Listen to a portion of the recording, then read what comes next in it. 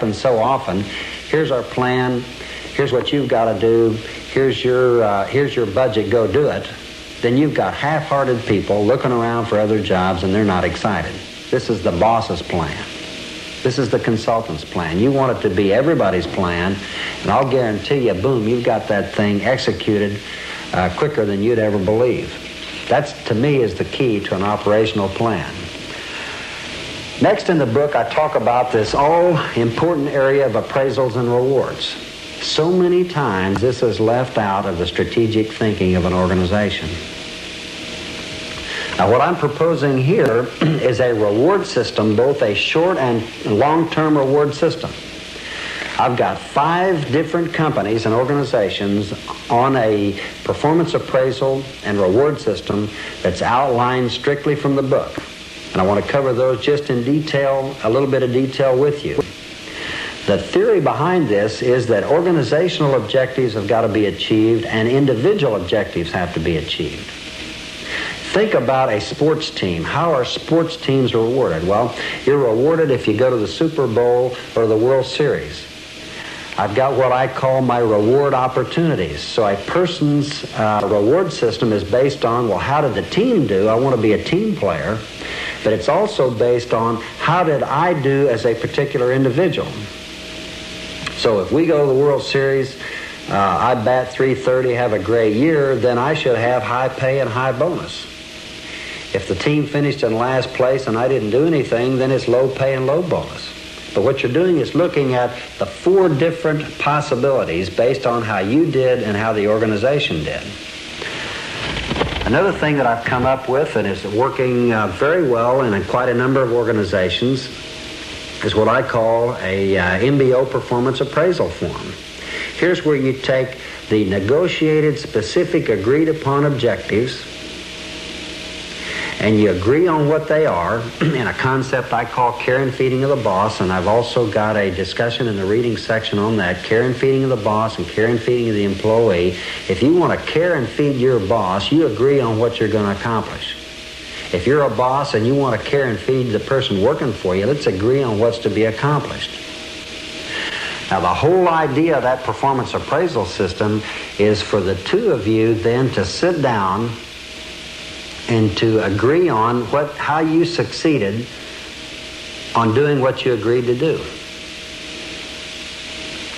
Then I usually recommend having 10 effective, non-measurable areas, things that are important to the job, and rank yourself on how you're doing in each of those areas. So that could be in the area of like developing people, contribution to morale, communication, and creativity. You can use a numerical system then to come up with an index. So for example, on a scale of 1 to 5, my index might be a 4.425. Now we've agreed in a performance appraisal setting that this is what I should accomplish. Then that index number goes into a recommended pay area. Now there's controls. If you haven't made any money in your company, I could still be in a performance level, performance category 5. But if your executive committee, and I'm on the executive committee of a major company, and one year we didn't really make any profit, so in the recommended pay area we had agreed that, well, we just can't give pay increases this year. Now, on the years that you can, it helps you determine how much money goes to people in the different categories. Here's a way of tying the long-term strategic direction of the company. Here's a way of tying my individual performance right back to the performance of the company. In a profit-making area, you can come up with a bonus system. Now, basically, the simplified bonus system that I talk about says that you've got to meet a minimum profit level.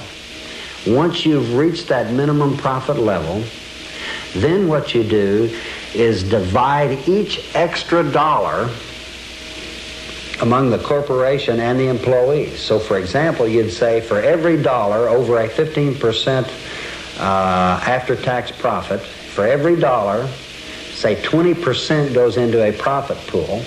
We've done this in quite a number of corporations, And it really helps people get motivated in terms of achieving overall corporate objectives. Then you divide that 20% up equally among everybody in the organization. You've got to have a bonus system.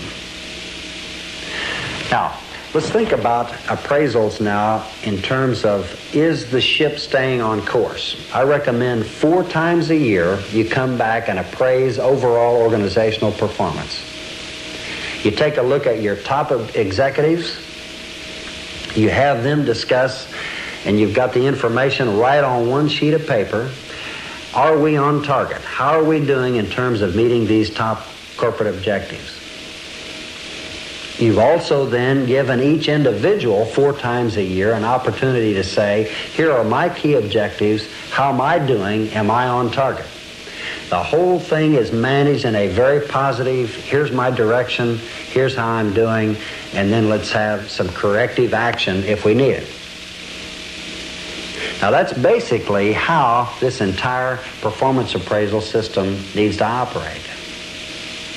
It needs to be keyed on where we at, where we going, am I on target, and do I get a reward if we succeed? What doesn't make sense to me is to see so much talent in an organization be diffused and go off to some other company or organization because there's no way of being rewarded successfully. You want to keep your key people in your organization. If you get committed to a strategic planning process, and if you're managed strategically, your organization can be successful. It's important that every management, every leader in every organization take control of his or her organization. And the best way I know of taking control is to develop a strategic plan, is to manage strategically, to recognize the strength of your people, to gather ideas, to make people feel good about working for your organization.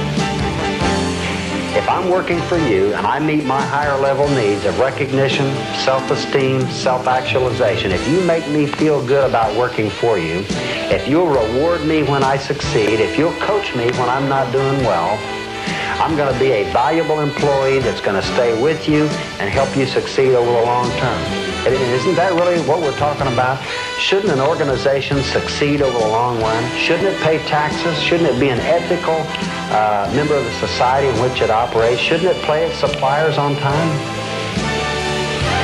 What we're trying to do is create a free enterprise system in this country that is based on success, that's based on good, solid thinking. We want to succeed over the long term. Every time a company succeeds, everybody involved in that company succeeds. Every time a check is cashed out of a major organization, that's creating a ripple effect that's supporting other businesses.